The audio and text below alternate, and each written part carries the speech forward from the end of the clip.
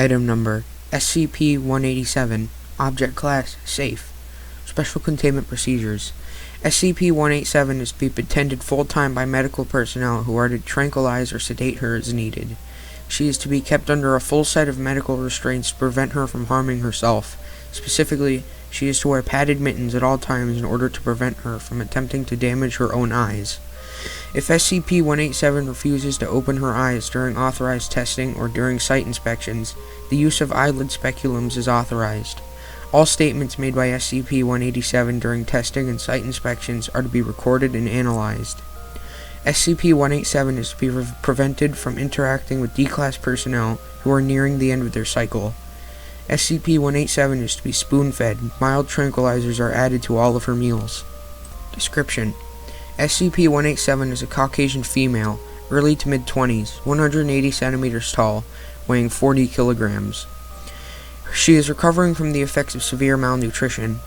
SCP-187 exhibits a unique form of precognition whereby she sees everything in two states simultaneously, as they are and as they will be.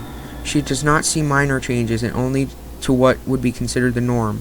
For example, in testing, when presented with 5 D-Class personnel and asked which of them would change their clothes, she couldn't answer, as the change isn't drastic enough.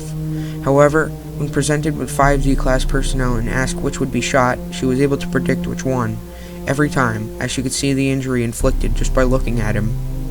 SCP-187 cannot foresee future events or changes to items at which she is not currently looking. Rather, she can see the future state of whatever she is looking at. This has led to some unexpected consequences. For example, as part of the usual tests performed on new humanoid SCP acquisitions, SCP-187 was given a standardized IQ test. When the results were collated, she was revealed to have an IQ in excess of 300, the limits of the test. This, of course, would have made her the most intelligent human being on the planet. However, her intellect did not seem that high based on her initial interviews. The test was repeated 4 times, and each time she got the maximum possible score, answering every question correctly.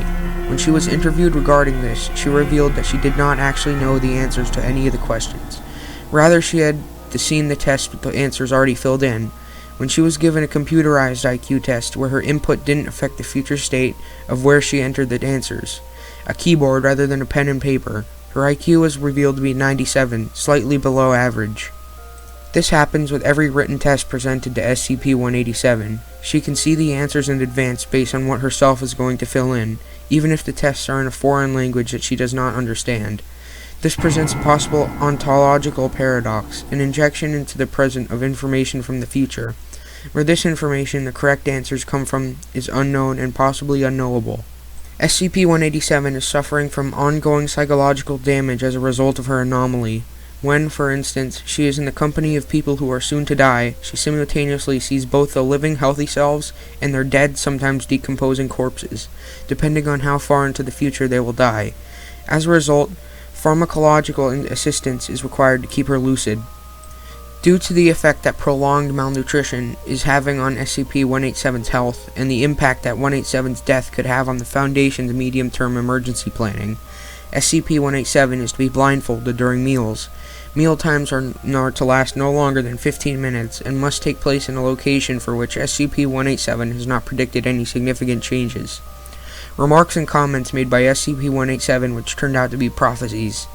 The divorce of Dr. Blank. Your ring. My ring? Yes, your wedding ring. What about it? You're not wearing it. I am. Look, it's right here. You won't be.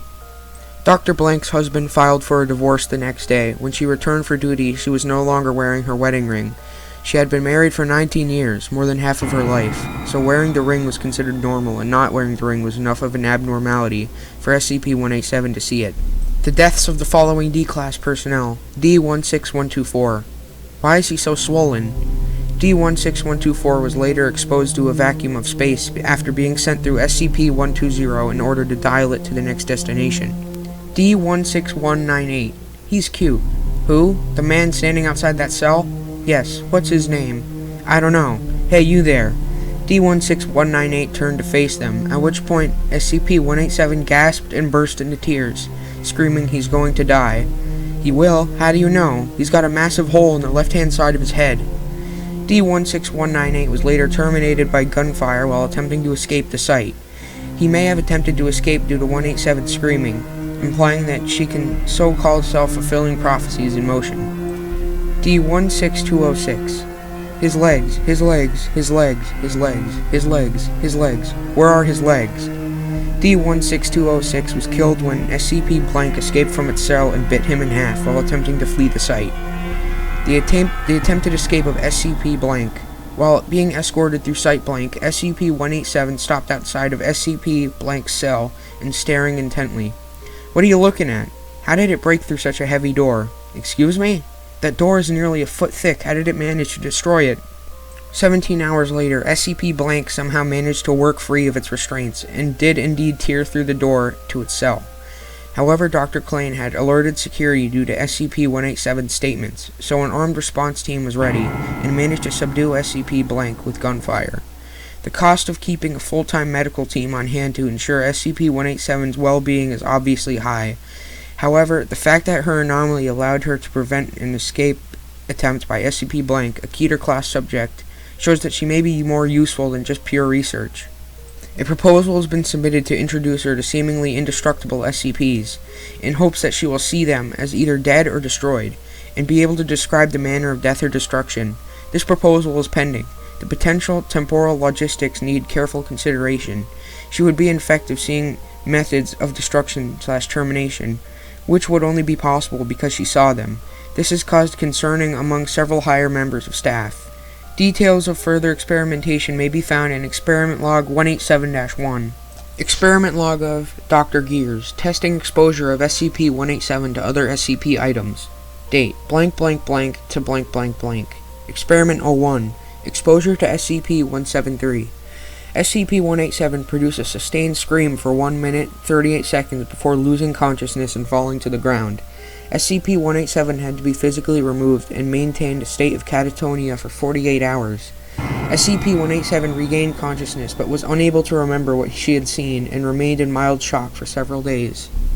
Experiment 02, exposure to SCP-139. SCP-187 stated that she saw several bone fragments scattered around along with data expunged, as yet not identified. SCP-187 became extremely upset, screaming, "It can see me, it's out, and it can see me," several times, and had to be physically restrained and removed. Experiment 03, exposure to SCP-162. SCP-187 felt no pull from SCP-162, and asked why she was viewing a pile of melted slag. SCP-187 was removed from containment without incident. Experiment 04, exposure to SCP-529. SCP-187 appeared very nervous, asking, "Is this a joke?" several times. SCP-187 reported that she saw a cat, and that it looked somewhat lonely. SCP-187 proceeded to pet SCP-529, moving her hand over where the hindquarters would be, as if stroking the tail. Increased observation of SCP-529 requested. Experiment 05, exposure to SCP-003. SCP-187 appeared nervous, then said hello to SCP-003. SCP-187 appeared to then engage in conversation with SCP-003. However, no member of staff was able to hear any speech or other auditory emanations from SCP-003. When questioned, SCP-187 responded that SCP-003 was a very nice lady, and she seemed really smart. Increased security and review of SCP-003 has been requested. Experiment 06, exposure to SCP-882. SCP-187 entered the containment area and viewed SCP-882. SCP-187 moved back several steps and appeared to be in mild shock. SCP-187 was questioned and responded, "Jesus, it's huge. This is amazing."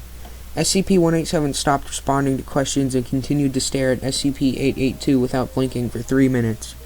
SCP-187 had to be physically removed from the containment area due to questioning. SCP-187 appeared dazed and responded, it's so complex. It's sick, with all the bones and blood in it, but it looks like the inside of a 50-foot clock. It's kinda pretty." Shortly before SCP-187 was returned to containment, SCP-187 fell to the ground, screaming and holding her head. After several hours, during which SCP-187 was heavily sedated and unresponsive to questioning, SCP-187 reported grinding, smashing, squealing. It sounded like a train wreck that just went on and on. SCP-187 reported the sound lasted for approximately 3 hours before fading out of hearing. Increased security around SCP-882 has been requested. Experiment 07. Exposure to SCP blank. Data redacted. Experiment 08. Exposure to SCP-015. SCP-187 was exposed to SCP-015 with the help of Team Zeta-9. SCP-187 reported only slight differences in structure until she opened a door leading outside of SCP-015. SCP-187 reported a hallway of pipes stretching for miles and miles. SCP-187 stated that she was not able to see the other end of the hall, but that it seems to branch off to the sides with lots of side hallways. Zeta-9 team members reported no unusual behavior within SCP-015, and that the door opened into open air, with no hallway of any kind is visible. Experiment 09. Exposure to SCP-415. SCP-187 begins observation of SCP-415, and immediately appears to be agitated. SCP-187 appears to be feeling physically ill, and asks repeatedly to be removed from observation. Questioning reveals that SCP-187 observed an empty, diseased corpse that had partially decomposed. Increased security of SCP-415 advised. Experiment 10. Exposure to SCP-455. SCP-187 is taken to observe SCP-455 from a small Zodiac craft. SCP-187 takes a sharp take of breath, then shakes her head and attempts to look away. SCP-187 has to be physically manipulated to continue observation of SCP-455. SCP-187 makes several inarticulate sounds before screaming several times. SCP-187 observed a huge thing. It was a mass of metal, just floating, like a big island made of rusty bulges. It was sick, with tumors, but it was all metal. I could feel it. It's not alive. It never was, but it thinks it is. What the hell was that? Recontinuation of recon team insertion into SCP-455 is under review. Exposure to SCP-343. SCP-187 enters containment with SCP-343. SCP-187 and SCP-343 appear to converse without incident about general topics for nearly half an hour.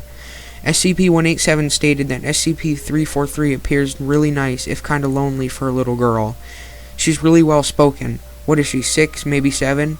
Increased research efforts into SCP-343 are under review. Experiment 12. Exposure to SCP-646. SCP-187 becomes violently ill upon observation of SCP-646. After recovery, SCP-187 stated that she observed maggot things, hundreds of them, with kinda human bodies and faces. They had these tentacle things, all stuck into each other. They were all squirming, and God. There was one near the middle. It wasn't soft. It had some kind of shell, and this kind of jelly head. I think it was mating. Enhanced security of SCP-646 advised. Experiment 13. Exposure to SCP-106. SCP-187 observation test aborted after 30 seconds due to the escape incident by SCP-106. SCP-187 appeared to observe staff under attack or undergoing intense physical torture and mutilation 2 minutes before attacker capture. SCP-106 appeared to specifically target staff under observation by SCP-187. SCP-106 appeared to specifically avoid harming SCP-187 on 3 separate incidents. Under questioning, SCP-187 said that thing wanted an audience, someone to watch. It likes it. SCP-187 refused to elaborate. Further questioning pending.